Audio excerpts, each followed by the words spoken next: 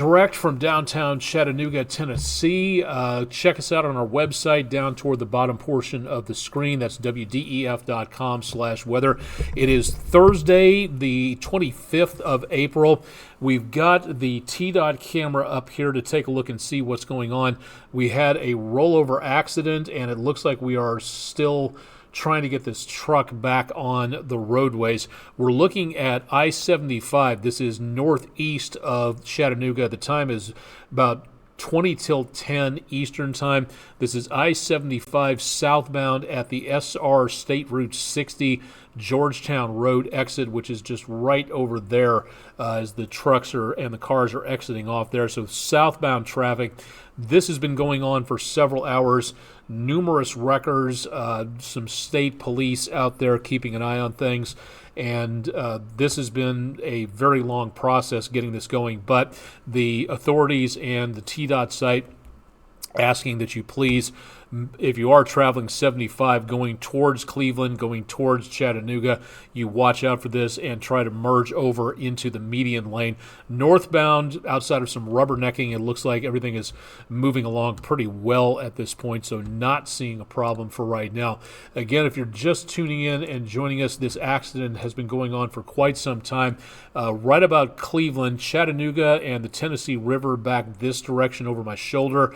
But this is where we're seeing the accident, southbound 75 in around Cleveland. This is just past the 153-64 route and just back over into, pardon me, that's not the right one. That's the accident that we're looking at. We have another accident taking place. Okay, multi-vehicle crash at 153 and Bonnie Oaks. Okay, that was an old one. I wonder what that's doing there for right now. But that overturned vehicle looks like that's been there since about 3 o'clock this afternoon. Got a lot of problems taking place there. We'll keep our eyes on that and let you know more about what's going on. But 2 accidents taking place. We'll try to get that camera up and working here in just a little bit. But if you are joining us, that is where we're seeing a bit of a problem for tonight, as we see again the potential for some slowdowns and backups taking place into portions of the area. So happens occasionally. We don't see, again, a lot of backups blocking traffic just yet. The view from I-153 and 75, we're not showing any big problems here. Let me see if I can get the Bonnie Oaks camera up and going. Not showing any problems here, even though that accident is right along and in that particular area. But so far, we're just looking at the potential for, it looks like, some slowdowns where that accident was. Still not seeing any concerns here. Also looking around the area 153 at Shepherd Road, the Airport Road area, and that's about it for now. All right, I think we're online with our YouTube channel from what it looks like. Let me just verify that we're on here for right now and that we are broadcasting and getting things going. Because we want to make certain that everybody's able to see more about what is happening here. It's been a quiet day. We have not had too much of any other problems for tonight. Again, maybe some chances of rainfall out there. And there we go. Okay, we are live and direct on YouTube and Twitch, so let's go ahead and get things going for tonight. Again, this is Weather Overtime. Thanks for joining us. We've got some showers off to our west. We do not have a lot of activity taking place. The News 12 viewing area right in here in the black lines. Alabama, areas around DeKalb and Jackson counties, that's in the News 12 viewing area. These showers have just made their way into and around that location. Let me zoom in a little closer here and put that into motion. Because we have, again, some showers, and that's about all that we've got for now, and doubtful we're going to be seeing too much of anything out of this. We will see more chances of rain getting into tomorrow morning, and you see more chances. Let me put that back into motion again. Way back to the west of that into northeast Mississippi, around Tupelo, Iuka, Corinth, picking up some scattered light activity, but again, for right now, I really don't see too much of anything taking place where it comes to rain. There will be more chances of rain as we go into around tomorrow. There's also, pardon me, sneeze coming. Pollen has been really bad. Wow, excuse me. I beg your pardon, that was part of the issues we've got. And I think my antihistamine ran out a couple of hours ago. Temperatures quite nice, a few 50s into north central Georgia and western North Carolina. Beautiful night out there, no problem at all there. But we do have, again, the potential for some pretty decent amounts of pollen. Tree pollen is pretty well maxed out, according to the information from the Chattanooga Allergy Clinic. Mold is high, but we did not get a specific number on that. The biggest problem we had earlier was ozone, and that was taking the air quality index down into a yellow 50 category, somewhere in there, about 58 from earlier. That should have been dropped. Looks like we're having some difficulty getting the data through. Let me just double check that to make certain that we are back in the green. No, we are still up. 67 is the air quality index, and we are at a moderate level. Particle pollution is still low, but ozone is the big thing, and that's mainly being held down close to the surface by this stagnant atmosphere that we have. Going to continue to monitor that. Doesn't look too bad for tonight, but again, could be some issues out there for right now. Downtown looking good. The AT&T field lit up for the game for the visiting Barons against the hometown Lookouts. That was the game for tonight. Let me check the scoreboard. It looks like for now, unless there's something wrong, they're in the top of the ninth. And the Lookouts could use, bottom of the eighth, top of the ninth. Birmingham still leading Chattanooga 6-3. So we do have, again, some work to do on that. The Lookouts not having a great start to the season at this point, so that would be nice to have some changes on that if at all possible. There's still a game coming up tomorrow. We'll take a look at that in just a little while, so stay tuned for more there. Let's do some other cameras on the EPB Fiber Optics WeatherCam network. Lee Point, not bad for this evening. Traffic moving along, very hazy out into and around portions of the southwestern view. Right along, you can see the lights of I-64 stretching all the way off in the distance, or should I say Highway 64, not Interstate 64. Again, that from Lee Point right there. Take a look at the News 12 studios, and from earlier, looking at Lookout Mountain, not showing a lot of problems for tonight. The 7-Eleven across the street is open for business. I have not had a chance to go over there just yet, but hopefully getting some good business across Broad Street from the News 12 studios. Some pretty heavy traffic, more or less, not doing too bad. Everything's moving at the 2475 junction. Traffic from 75 north to 24 west was pretty well thick and hardly moving earlier tonight. And from the Chattanooga Theater Center downtown, tons of people out and about in Coolidge Park and going across the footbridge earlier this evening. So some nice conditions being seen there. And let's stop off one more spot for the Chattanooga Zoo camera, looking at Erlanger Hospital. And again, a little hazy and some cloud cover, but not seeing anything out there in the way, of any rain. And that should again be coming our way into later on tonight. Temperatures at the airport are back in the mid to upper 60s. Winds are calm, but the dew point temperatures way below our regular air temperatures, and that gap right there means that we have a very dry situation of humidity of 52%. That's some very low humidity levels, and we haven't seen it yet, but I'm betting that at some point in time we are probably going to see the potential of some advisories at the very least being issued for the possibility of maybe some wildfire danger increasing across much of the area. What it looks like into tomorrow, there's going to be the possibility of some raindrops. It doesn't look like a great deal for right now. It is possible, but I just don't see a major amount of concern, so that's good news. We'll be looking at lows tomorrow morning for Friday morning in the mid-50s. Highs will be pushing 80 degrees if we get enough sunshine, and rain chances should last from roughly dawn patrol through about dismissal time for the kids. So maybe an umbrella to carry along. It doesn't look like a deluge, but there will be some possible windshield wipers needing to be used tomorrow, so just please keep that in mind.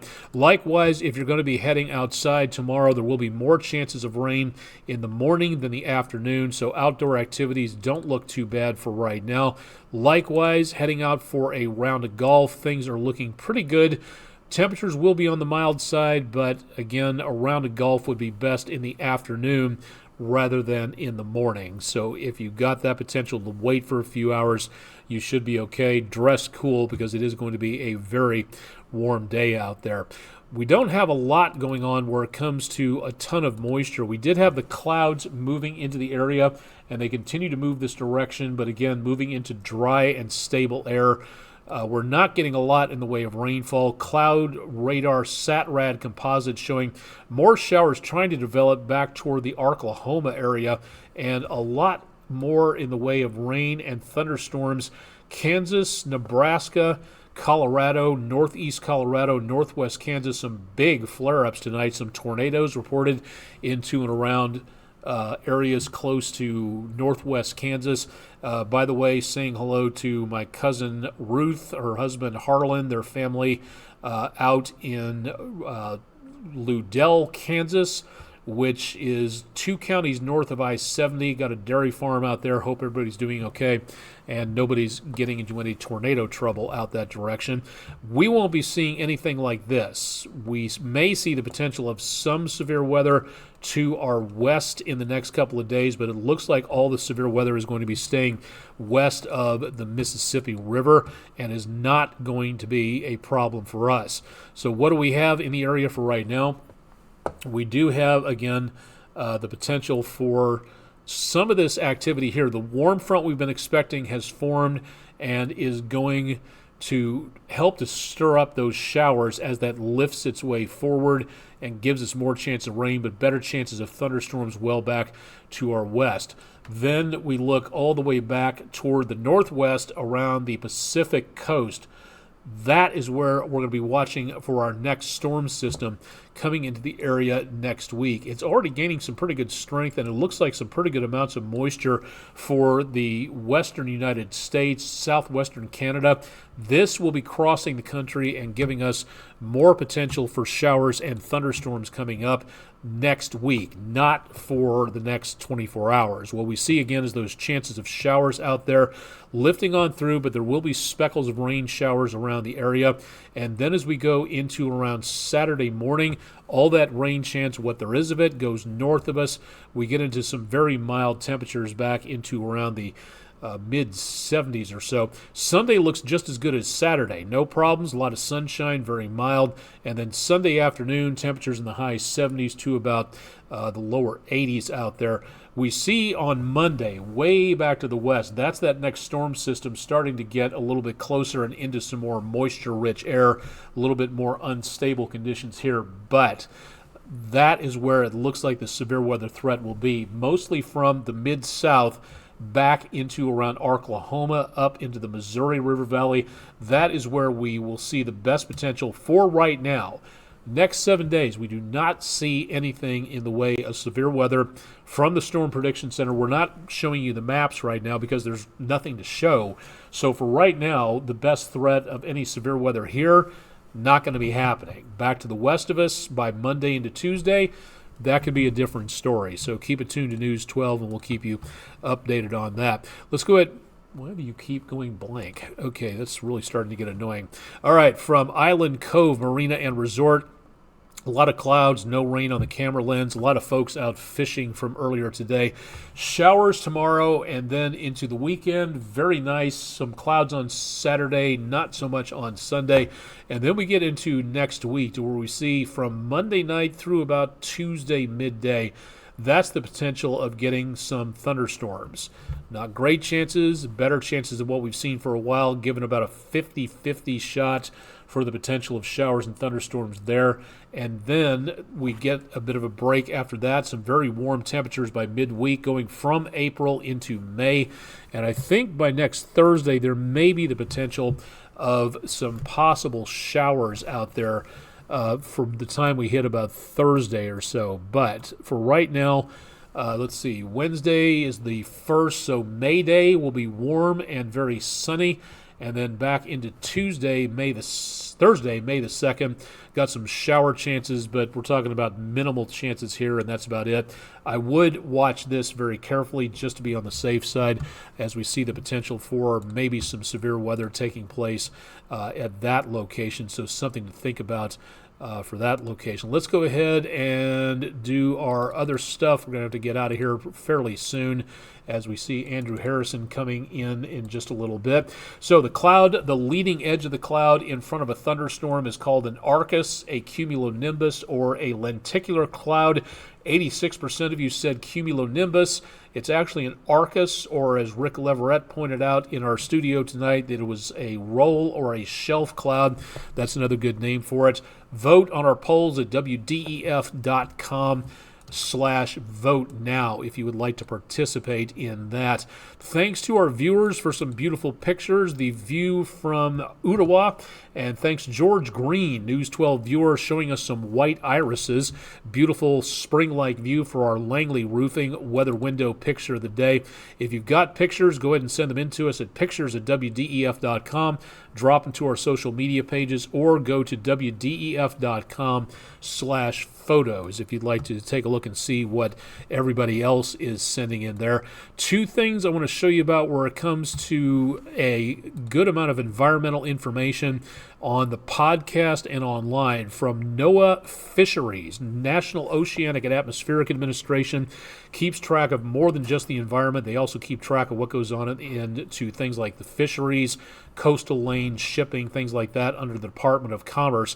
The Dive In podcast talking about the snow crab population collapse in the Bay of Alaska, to where billions of snow crabs went missing. More information about the Dive In podcast at fisheries.noaa.gov. This one is also very cool. If you'd like to take a look and you've always wondered about forecasting, how uniquely interesting and sometimes very ball of yarn torn up and thrown back together again, difficult it can be, NOAA putting together with their climate.gov website a very neat interview with a couple of climate scientists, and one of the best opening lines I have heard in my entire life on a website post for science. Climate scientists are basically cats. Now that, you got to admit, is some pretty good writing right there.